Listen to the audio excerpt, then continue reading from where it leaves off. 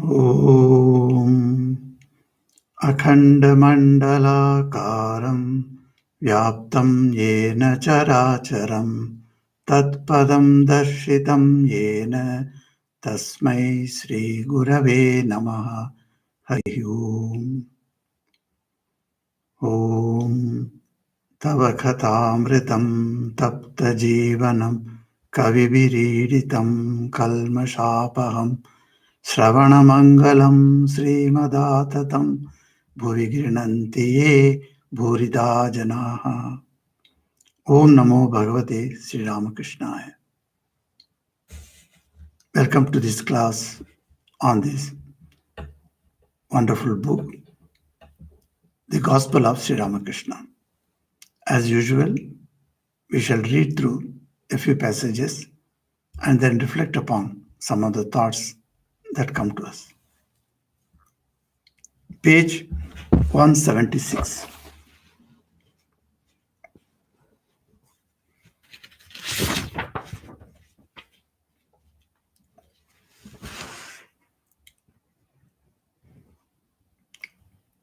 Without giving up worldliness, a man cannot awaken his spiritual consciousness, nor can he realize God. He cannot but be a hypocrite as long as he has even a trace of worldly desire. God cannot be realized without guilelessness. Cherish love within your heart, abandon cunning and deceit. Through service, worship, selflessness does Rama's blessed vision come. Even those engaged in worldly activities, such as office work or business, should hold to the truth. Truthfulness alone is a spiritual discipline in the Kali Yuga. Pran Krishna. Yes, sir. It is said in the Mahanirvana Tantra, O goddess, this religion enjoins it upon one to be truthful, self-controlled, devoted to the welfare of others, and we left last week in this place. Page 177. Sri Ramakrishna was sitting on the small couch. He was in an ecstatic mood and looked at Rakhal. Suddenly, he was filled with the tender feeling of parental love toward his young disciple and spiritual child. Presently, he went into Samadhi. The devotee sat speechless, looking at the master with wondering eyes. Regaining partial consciousness, the master said, "Why is my spiritual feeling kindled at the sight of Rakhal?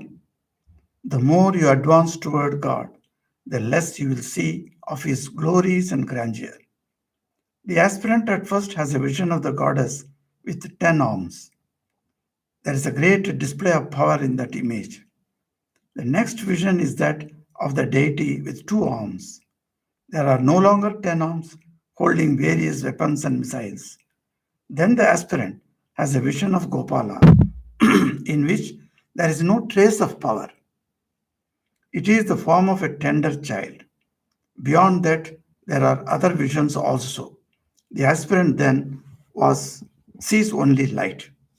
Reasoning and discrimination vanish after the attainment of God and communion with Him in Samadhi. How long does a man reason and discriminate? As long as he is conscious of the manifold, as long as he is aware of the universe, of embodied beings, of I and you. He becomes silent when he is truly aware of unity. This was the case with Trailanga Swami. There is a note there. A noted monk of Benares, whom the master once met. The Swami observed a vow of silence. Have you watched a feast given to the Brahmins? At first, there is a great uproar, but the noise lessens as their stomachs become more and more filled with food. When the last course of curd and sweets is served, one hears only the sound soup soup as they scoop up the curd in their hands. There is no other sound. Next is the stage of sleep, Samadhi. There is no more uproar. To Yaman Pran Krishna, many people talk of Brahmagyana, but their minds are always preoccupied with lower things: house, buildings, money, name, and sense pleasures. As long as you stand at the foot of the monument, a reference to the Octal Monument in Calcutta. So long do you see horses, carriages, Englishmen, and Englishwomen. But when you climb to its top, you behold the sky and the ocean stretching to infinity. Then you do not enjoy buildings, carriages, horses, or men. They look like ants. All such things as attachment to the world and enthusiasm for woman and gold disappear after the attainment of the knowledge of Brahman. Then comes the cessation of all passions. When the log burns, it makes a crackling noise and one sees the flame. But when the burning is over, there only remains, ash only remains. Then no more noise is heard. Thirst disappears with the destruction of attachment. Finally comes peace. The nearer you come to God, the more you feel peace. Peace, peace, peace. Supreme peace. The nearer you come to the Ganges, the more you feel its coolness. You will feel completely soothed when you plunge into the river. But the universe and its created beings and the 24 cosmic principles all exist because God exists. Nothing remains if God is eliminated. The number increases if you put many zeros after the figure 1. But the zeros don't have any value if the 1 is not there. The master continued. There are some who come down, as it were, after attaining the knowledge of Brahman, after Samadhi, and retain the ego of knowledge or the ego of devotion. Just as there are people who, of their own sweet will, stay in the marketplace after the market breaks up. This was the case with sages like Narada. They kept the ego of devotion for the purpose of teaching men. Shankaracharya kept the ego of knowledge for the same purpose. God cannot be realized if there is the slightest attachment to the things of the world. A thread cannot pass through the eye of a needle if the tiniest fiber sticks out. The anger and lust of a man who has realized God are only appearances. They are like a burned string. It looks like a string, but a mere puff blows it away. God is realized as soon as the mind becomes free from attachment. Whatever appears in the pure mind is the voice of God. That which is pure mind is also pure buddhi. That again is pure Atman, because there is nothing pure but God. But in order to realize God, one must go beyond dharma and adharma.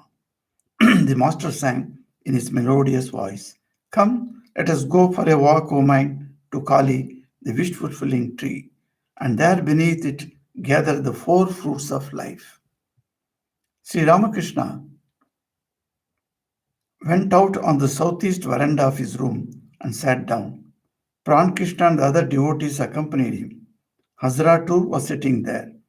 The master said to the Pran with a smile, "Hazra is not a man to be trifled with. If one finds a big dargah here," referring to himself, "then Hazra is the smaller dargah." All laughed at the master's words. A certain gentleman, Navakumar by name, came to the door and stood there. At sight of the devotees, he immediately left. "Oh, egoism incarnate," Sri Ramakrishna remarked. About 9:30 in the morning, Pran took leave of the master. Soon afterwards, a minstrel sang some devotional songs to the accompaniment of a stringed instrument.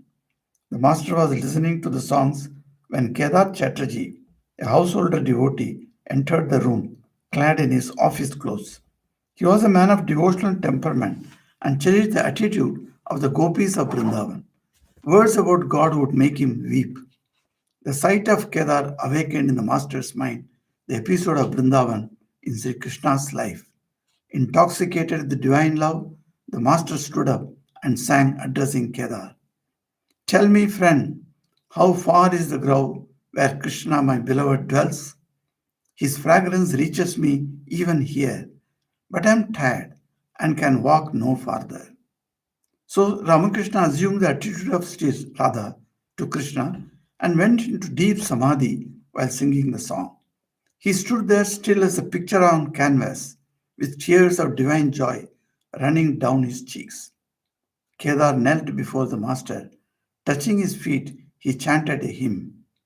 We worship the Brahman consciousness in the lotus of the heart, the undifferentiated, who is adored by Hari, Hara, and Brahma, who is attained by yogis in the depths of their meditation, the scatterer of the fear of birth and death, the essence of knowledge and truth, the primal seed of the world. After a time, the master regained consciousness of the relative world. Soon Kedar took his leave and returned to his office in Calcutta. Indeed, a very beautiful passage where Sri Ramakrishna speaks about the two paths that are well known to all the spiritual aspirants. One is Bhakti Yoga and another is Jnana Yoga. In the earlier week, we saw how Sri Ramakrishna was talking about the ways to realize the God. And in that, he was giving us many hints how you take refuge at the feet of the Lord, etc. And then he also spoke that one should become like a child. As the child remains unattached to anything and seems to be attached only for a particular time, likewise, our mind also should be detached from everything. And that is the stage of Paramahamsa. That's what he explained. While he was talking to Pran Krishna, as we saw how Pran Krishna came and started talking to Master, and Pran Krishna was a man of Vedanta. So he used to study lot of Vedantic scriptures. And then he was talking to him. While he was sitting on the small couch and talking, Sri Ramakrishna was in ecstatic and he looked at Rakha. Young observes immediately the change that happened in Sri Ramakrishna once he sighted at Rakal, who was sitting below among the crowd. There are other people also who were sitting there. Seeing Rakal, what happened to Master, that Young describes here very beautifully. Suddenly he was filled with the tender feeling of parental love towards his young disciple and spiritual child. Presently he went into Samadhi. The devotee sat speechless, looking at the master with wondering eyes. This has been happening. Whoever had come to Sri Ramakrishna at Dakshineswar has witnessed this transformation in Sri Ramakrishna. How he goes into Samadhi and he is speechless. Sometimes his heart also doesn't beat. And people used to wonder what has happened to him. He is like a painting on the wall. No movement at all. This is something great. And the devotees sat there, looking at the master with wondering eyes. What has happened to him suddenly? But Yam says that he was filled with the tender feeling of parental love towards his disciple and spiritual child. There's a beautiful word he used to use that for Rakal, who later became Swami Brahmananda, a great monk of the order, and he was the first president of the Ramakrishna Mutt. Though Swamiji held that position for a few weeks and then handed over to Rakal, that is Swami Brahmananda, you can see that Brahmananda was called Manasaputra. That means a mental born or mind born child, as it is translated into English. Mind born child. That is what happened when Rakal came for the first time. He didn't know, Sri Ramakrishna, when he reached the acme of spirituality, he used to go to the terrace of the room where he used to stay. And from the terrace, he used to look at Calcutta and then he used to shed tears and tell Mother Kali, "Oh Ma, what has happened to the disciples, the sons, the children who will come to me? Where are they? I am really tired of seeing people who are very, very deeply attached to the world. I want somebody who is completely detached from the world so that I can have a company of that person and speak to him all my mind." You know, this is the loneliness that Sri Ramakrishna felt at the height of his spirituality. Around him, there were people, but he found them completely attached to woman and gold. And that's why he was not feeling very happy with that. So he started asking Mother, "Oh, Mother, when they will come? Oh, my children, where are you? Come quickly." Like that he used to say. There's a beautiful way in Vedas we see, Amayantu Brahmacharina Swaha. It's that the Guru is asking, "Where are the Brahmacharis? Come here." Like that.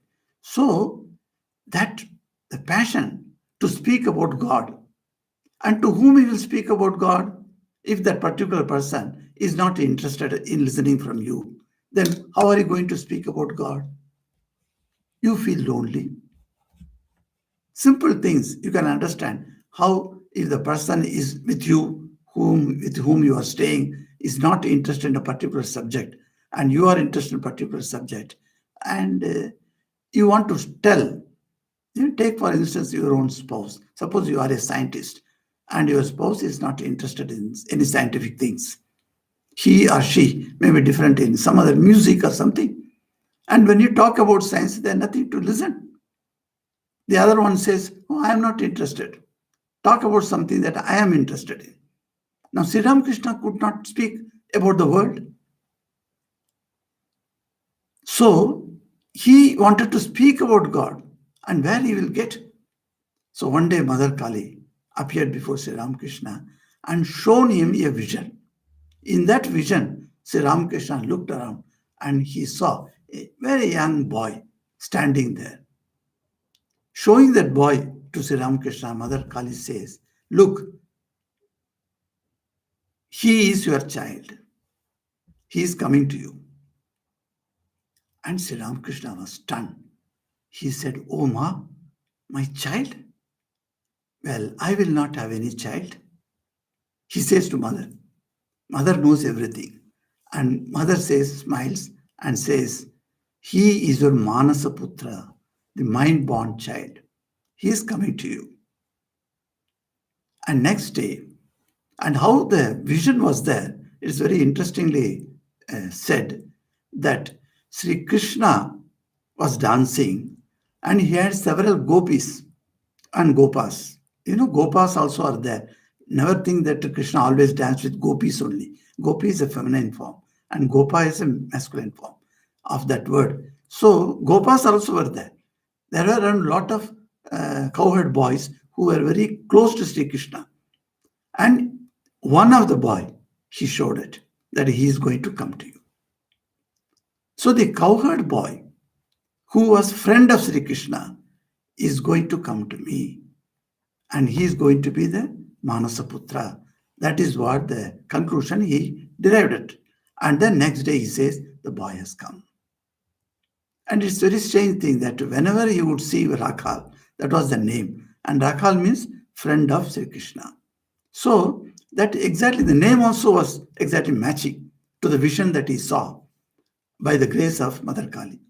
And that Rakhal, he was sitting looking at him. Immediately the parental love has swelled. See, that's the very beauty of this feeling, that when you see a child and when you think that the child is your own, that parental love comes up. You know, human emotions have got a different types of uh, emergence at different situations.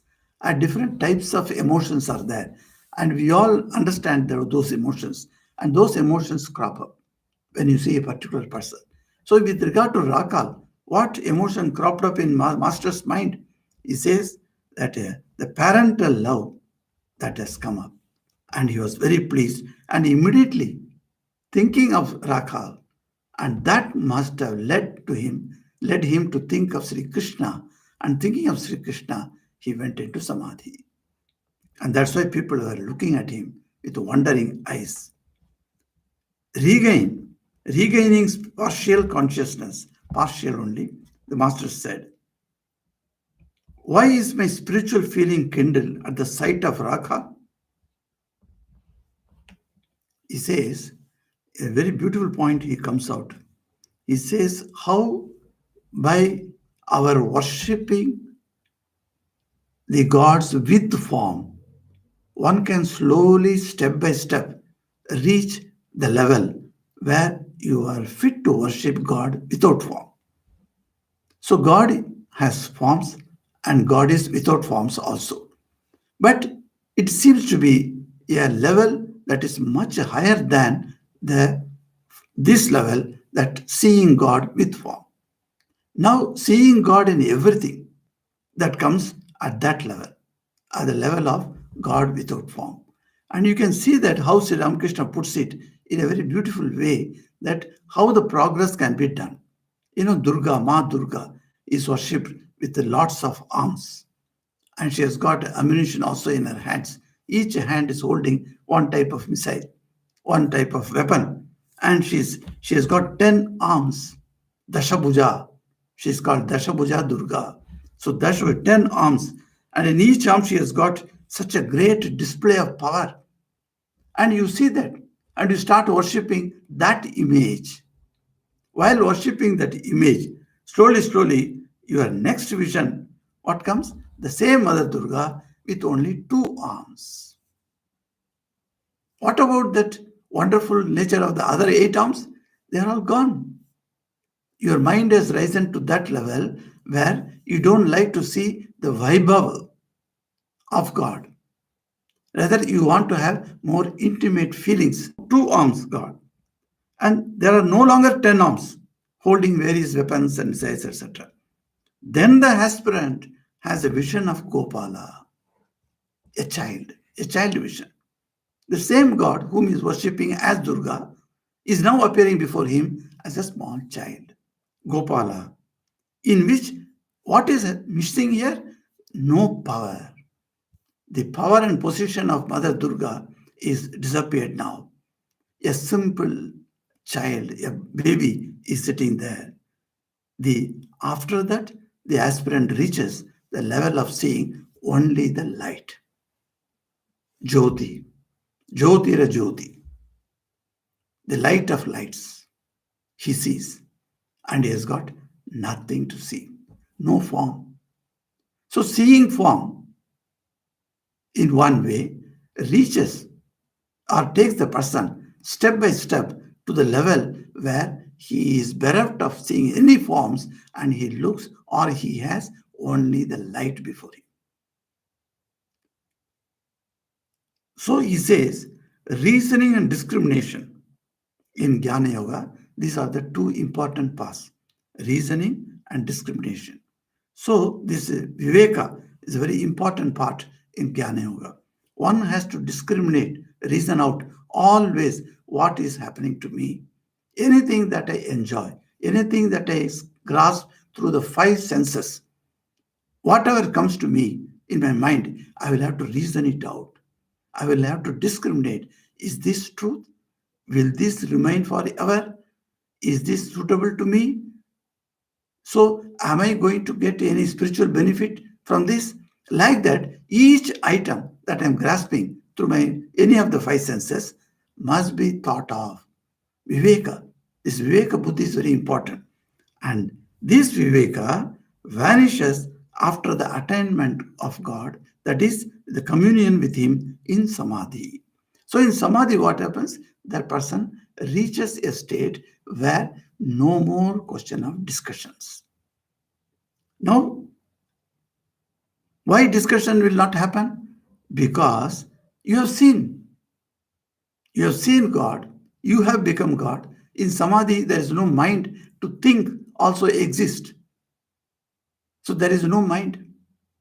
In Nirvikalpa Samadhi, there is no question of thinking because the mind is not there. When the mind is not there, What is going to cogitate? What is going to think? How it will discriminate? Nothing. No discrimination. So he says, and he gives a beautiful, he says, he becomes silent when he is truly aware of the unity. The entire universe that we see in different forms, whether physical or mental or it's in energetical, whatever way you see, this entire universe, there is only one unity you see. One thing that is pervading everything. It pervades everything. There is nothing, that principle is not there in this universe. So pervasive everywhere, that is pervading everything, and one unity is there. And what is that unity? And that is God. So if that unity is realized in the form of unity, then all the differences disappear. And that unity, which is pervading everything, is called Vishnu. What is Vishnu? Many people ask this question. This mythology gives us some clues about certain things. And Vishnu, the very word you see, Vishnu, Vyaptatvat Vishnu. That is what our sages say. Vyaptatvat, Vyapta means pervasiveness. Everywhere it is pervading. You may think of Vishnu with four arms, Shankha, Chakra, Gada, etc., Padma. You can think of him, no problem at all. And he's standing on a lotus flower, you can imagine. And he is behind him, that Adisesha, the 1,000-headed snake is there, you can imagine. And is very beautifully decorated with flowers, etc. You can imagine. And you think of that Vishnu with form. And when you start worshipping Vishnu in that form, the preliminary way, and you start proceeding in your spiritual life, what you will go and end there? You will end only in light, that Jyotira Jyoti. All this Vaibhava, that Vishnu's Vaibhava of these four arms will disappear. Slowly, slowly, they will going down and down, they will disappearing, and you will see only the Vyaptatva, the one principle, uniting principle in the universe is what you are going to see. When you see the tree, you cannot see the forest. This is a particular tree, what kind of tree it is, and what is the botanical term for this tree, etc. If you go and start seeing, then you cannot see the forest. But you go up on the plain, and from there you look down upon and see what you see. You can't see a single tree from that height. You see only a forest.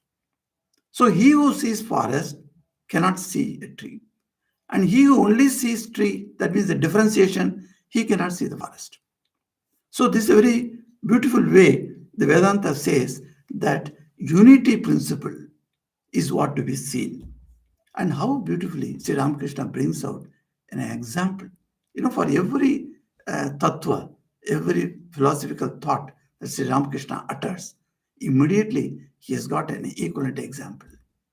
Because our mind is like that. We cannot raise our level of thought to a higher level, and we are at a lower level. That's why it is said avatara. Avatara means what? He comes down. The God comes down to teach me. There are steps, 100 steps are there. I am only standing in the 12th step. And how do you go to the 100th step? I say, no, I cannot go. Oh Lord, I cannot walk up these steps. I have so much of diseases in the body. I cannot now walk. Please come down. And taking compassion on me, the God comes down. Avataran. Avataran means stepping down. So he's coming slowly, one step after another. And then he comes down. And then he holds me by his hand. And then pushes me, pulls me up. And he takes me up. So that's why avatar is required. Because most of us are unable to proceed on our own. There are few people who can proceed straight without any other's help. Okay, for them it's all right, 100 steps is quite good. They reach that step. But then what about us ordinary people who cannot travel that far? who cannot go up the stairs. So for us, a lift is required. That lift is in need, baby. That is avatar. So an avatar comes down and takes us up. So how he puts this beautiful example. He says Brahmins were given a community feast, and in that feast, a lot of uproar, because when the people come together, of whatever caste you think of that, so you can see that when people come for food, etc., you can see the lot of talking, because we are meeting each with each other, and I'll be talking to this person, that person, that person. So a big noise is heard. You are standing outside. You are an onlooker. And what you are hearing there, you are hearing the words, words, words. And because all the words are put together and coming out at the same time, you cannot even differentiate the words, what each is speaking. So there's a sound, a noise is there. The sound of words, which is incomprehensible, then we call it noise. So a noise is there. And then the noise lessens. Slowly, slowly, as an onlooker, I'm looking from a distance and I'm seeing the noise is lessening, lessening, lessening. Why? Now people are started eating. And during eating time, you may utter one word, two words like that, but you can't constantly speak because you have to eat also. You have to take it in your hand and put it in your mouth and start eating. So people are munching. So the noise has come down to slowly, slowly to other types of small, small sounds. And then he says,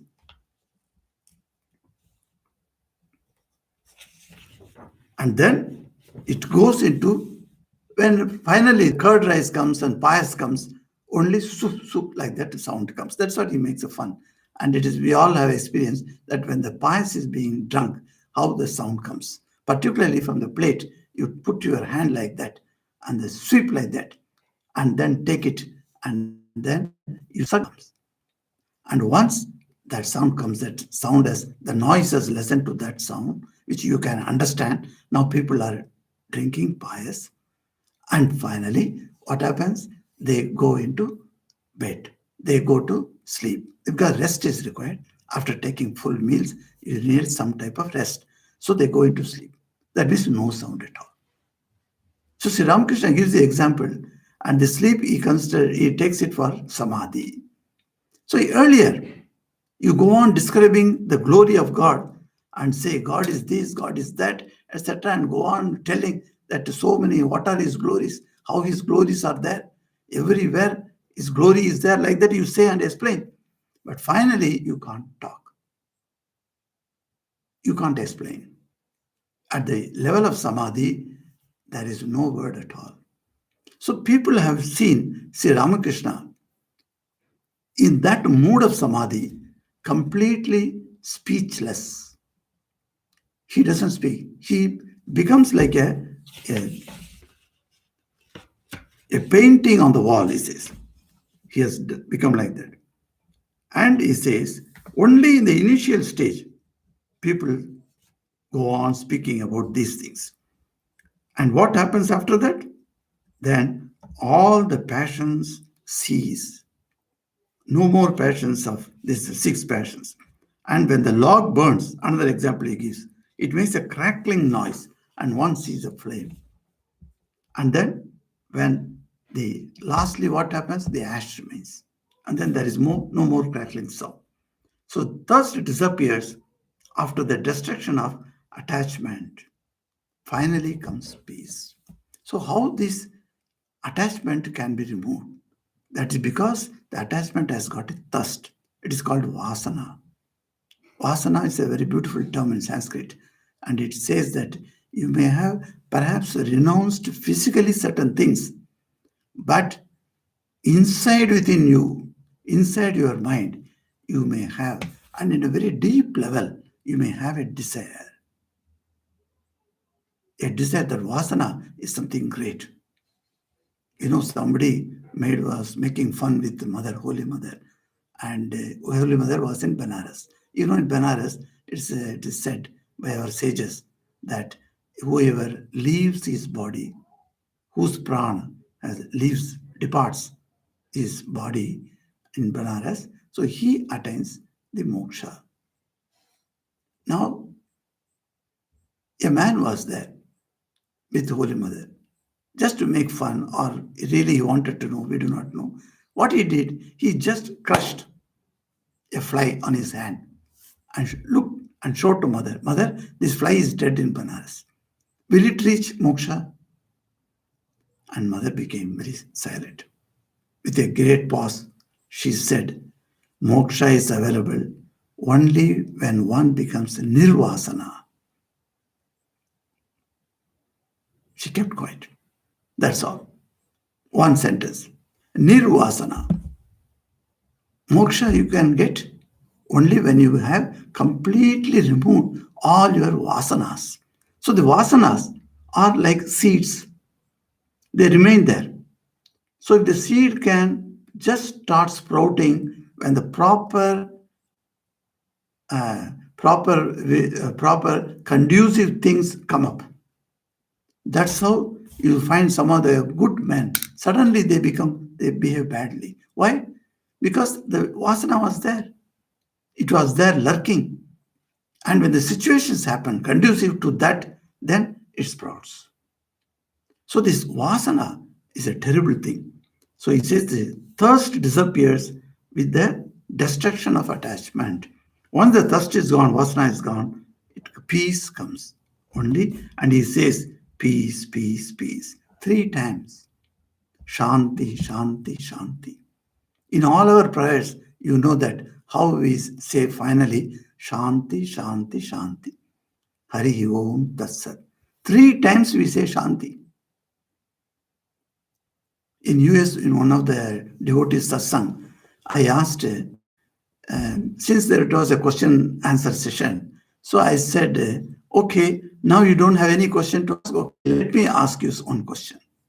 Then I asked, why do you say finally Shanti, Shanti, Shanti 3 times? Well, you could have said 1 time Shanti. Was it not enough? Why should you say 3 times? And then slowly, the idea came up that why we should say Shanti first of all. That's a good question. I said, you see, that Shanti has to be told because Ashanti is there. So what is Ashanti? Ashanti is a disturbance where peacelessness is present. There is no peace. There is no Shanti. That is the situation that we are in. So when we are in a situation of peacelessness, we require peacefulness. So for that, we have to say Shanti. But then, if you go into the peacelessness reasons, why we are not peaceless, why we are not having peace at all, it is because there are certain disturbances happening. So what types of disturbances can come to us? So Vedanta says there are 3 types of disturbances one man can get. Just imagine 3 types of all the disturbances in the world. You categorize. You compile first and put 1, 2, 3, 4 like that. Suppose a number, say billion types of sufferings are there in this world. These are the disturbances to the mind. All the disturbances we put, you can categorize in 3 categories. So Vedanta has done that long back. Now we are in the modern day, we are still trying to do that, but we cannot, we are making more and more categories rather, not coming to the gist of that categories. So Vedanta says these are the 3 categories. You take any problem, any type of disturbance to mind, you take, and you have to fix it in one of these categories. You have to put it there. Either A, B, C. What are these A, B, C categories of Ashanti? Just imagine how it is wonderfully there. The Vedanta has brought it. And first Ashanti is anything happening at physical level. There are many things happen. I have seen people sitting, nicely eating, and then when they get up and they come out of the chair, they get stuck on the corner of the table And then, oh, what a pain it is. Oof. Like that they say. The pain has come. This pain is a disturbance to the peacefulness of the mind. What is the source of this pain? An injury to the body. What is the source? From the physical, a table or a chair or something. So when you walk or walk down the stairs, you slip from the stairs and fall down and break one of your bones. What is the source? A physical source. Like that, you can find there are many, many disturbances that come to our mind from physique. Even I remember when I went to renew my resident permit in this country. So when I went there, it was on that day it was raining. Of course, in Ireland we get rain every day. So it was raining, and then there was a pool of water, and then I slipped in that. And straight away I went and dashed on the ground with my face down. And you can see the whole face has been hurt, and the skin came out from here, and I got hurt, and the blood was coming. Now, this is a physical injury that I had. What is the source? From slipping down on the ground, the bhumi. The bhumi is a physical thing, it's a gross thing. And from that, I got hurt. So, likewise, hundreds and hundreds of examples you can go on thinking. There is a type of disturbance to the mind that you get. The cause is physical. So, you can classify those types of disturbances into physical, where the origin or the cause comes from a physical nature of any object. Now, there is another one, which is called mental causes. Now, my mind can be disturbed because of a injury. Yes, that is one reason is there. And another one is mind also. My mind can be disturbed by mental reasons also. There is no physical thing. I am in a perfect position. I am sitting here, and in front of me somebody is sitting. And he is banging my table, and he is talking very loudly. And during the talk, he uses certain unparliamentary terms towards me. Just imagine a situation like that. Unparliamentary words, which are not to be used in a good society. He has used those words. And he has only used the words. He has not hurt you physically. But then, do you think your mind will be at peace and dismiss that as, oh, it is just a word?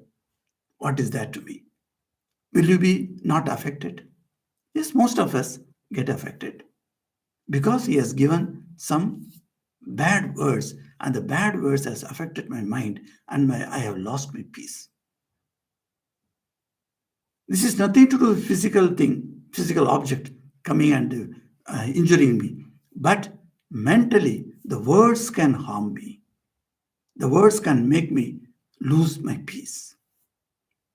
So the thoughts, likewise the thoughts, even if you think in a cave in the Himalayas and send good thoughts to somebody, Swamiji says that thought gains that power that it can pierce through the walls of the cave and reach the man in the plateau.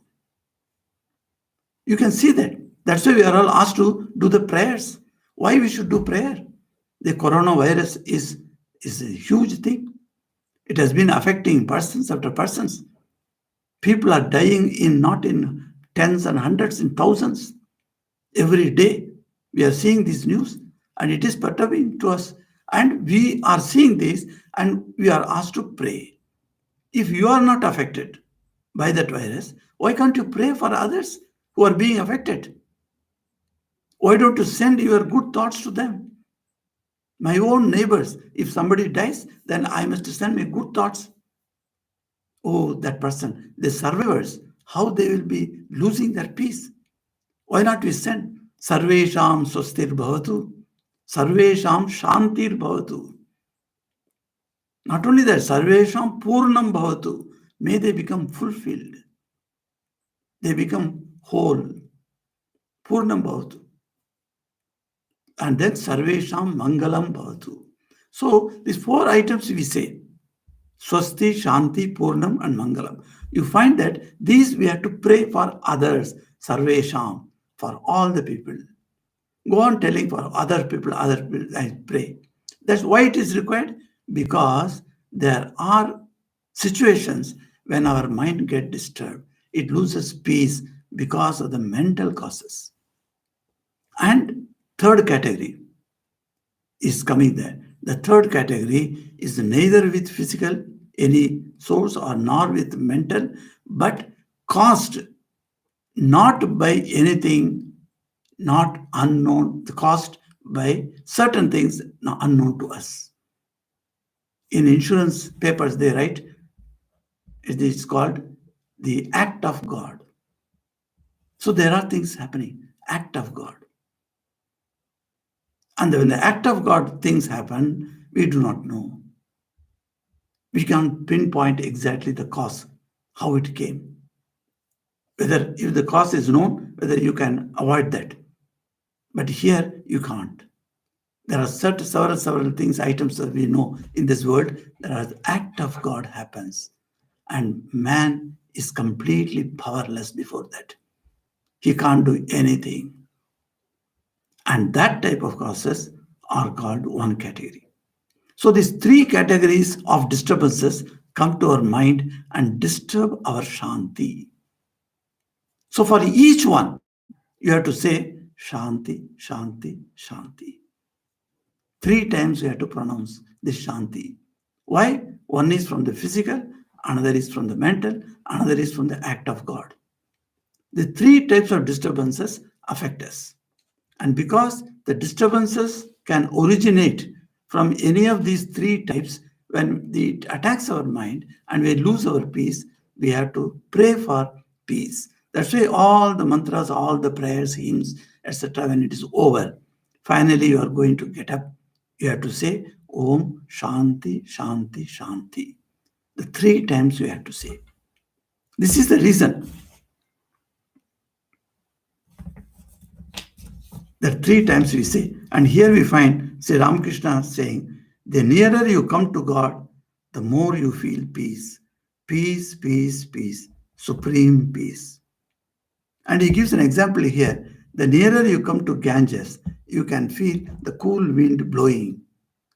And then if you want to, because your body is heated because of the high temperature, and then you just dive into Ganges. And when you take bath there, you are completely cooled down. You are soothed. You say when you take a plunge into the river. That's beautifully he puts it. And then the master continues. There are some people who have gone into samadhi and there is no manas for them, and they come back. That is also have been seen. So Sri Ramakrishna always gives two examples of this Bhakti Yoga supreme level and Jnana Yoga supreme level. In both these levels, they attain samadhi. They lose their mind. Now, these two levels also one can come down. Who is that? Is there anybody that known to us who can come down like that? So he gives an example for Bhakti Yoga. He gives the example of Narada Rishi. Rishi Narad, a great Rishi. We all know about him. We have heard about him. Some people even make, some comments about Narada, that Narada is not a good man. He always creates problems, etc. But then all the problems end in for the peace of the world, for the good of the world. So Narada Rishi is very well recognized in the Bhakti Shastras, particularly among the Vaishnavas. Narada Rishi has been considered as a great Bhaktiman. There is no equivalent to Bhakti. And his book, Narada Bhakti Sutras, that are available to us, is a guide to us even today. He's a great Rishi. And he had always thinking of Narayana only, thinking of Vishnu all the time. So that great Rishi, he gives as an example, he had a tinge of that ego. With that, he came back from his samadhi. And for Jnana Yogins, he gives an example of Adi Shankara.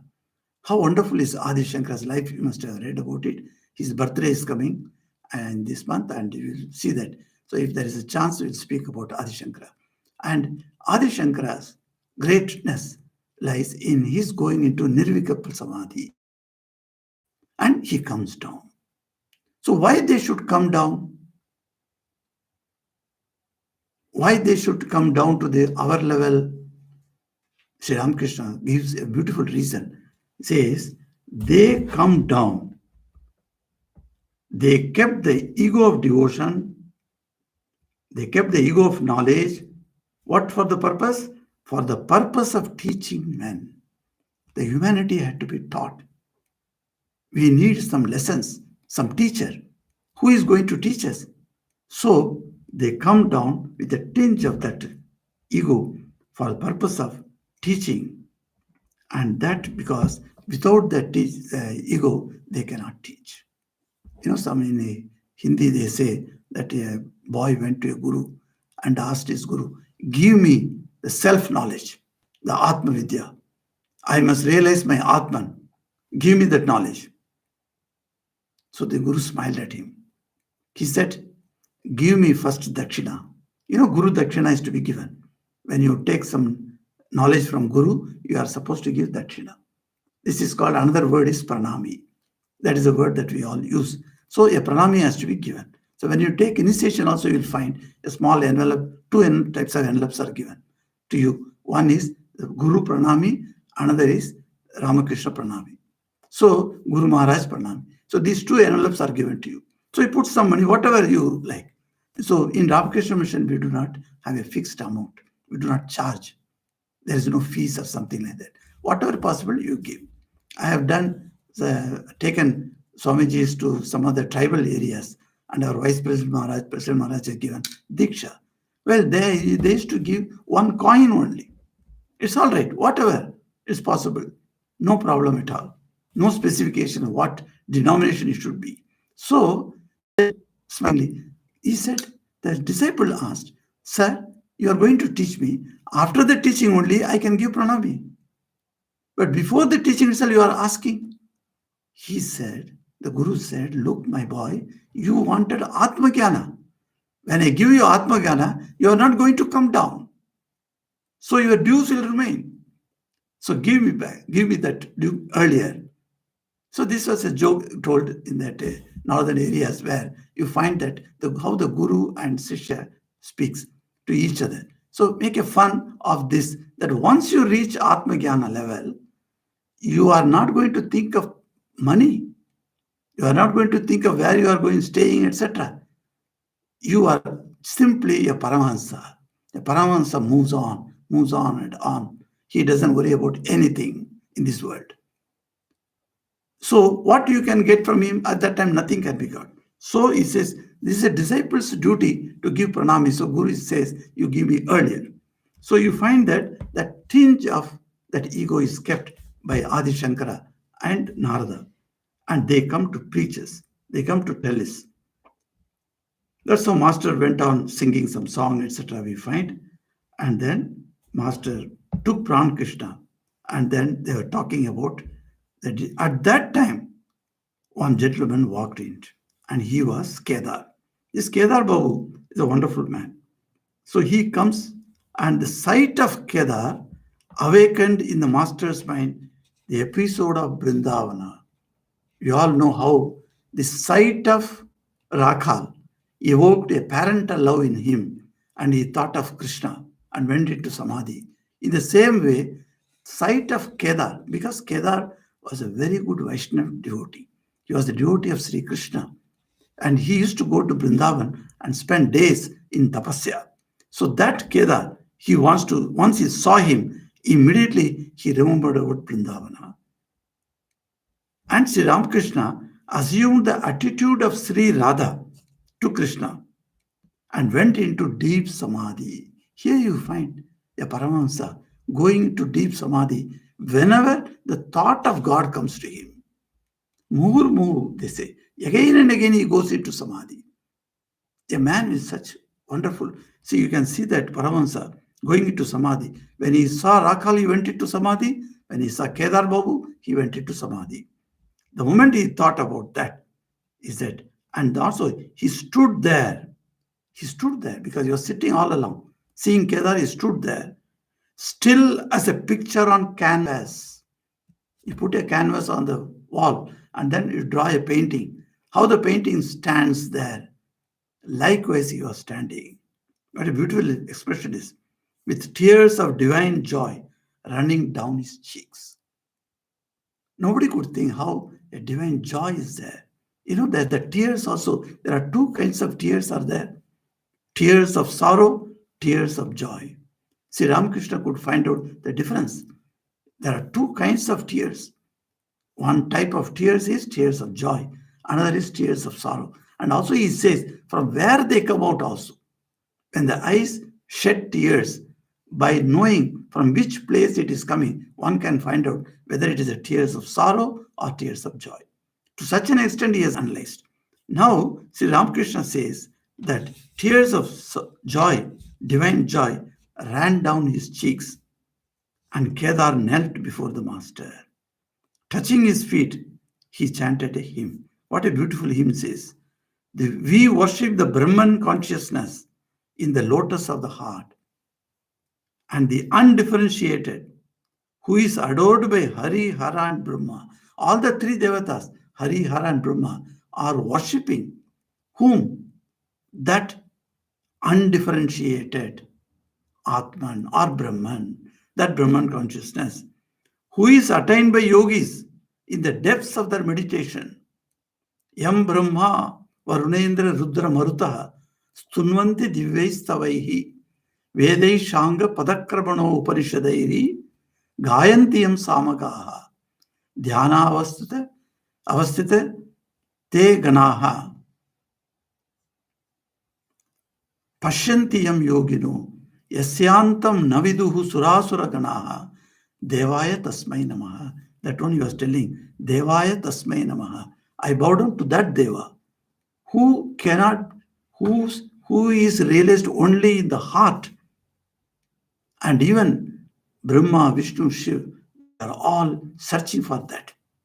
How wonderfully he puts that Brahman is the highest consciousness, and he is telling that Brahman, I bow down to you. With that hymn, he is placing his hands on the feet of Sri Ramakrishna and is bowing down to him and is chanting him. After a time, the master regained his consciousness of the relative world. So Kedar also took. So here we find there is another passage also that comes, that how the Marwari devotees came and they talked, etc. Very beautifully, master, they asked certain questions, and Sri Ramakrishna explains to them the difference between the karma, the Jnana Yoga and Bhakti Yoga, and then tells them that God love is the love to be attained in this world, nothing else. So after telling that according to the path of devotion, God has got attributes. To a devotee, Krishna is spirit, his abode is spirit, and everything about him is spirit, etc., etc. He speaks. And we shall see next week what Sri Ramakrishna spoke to these Marwadi devotees.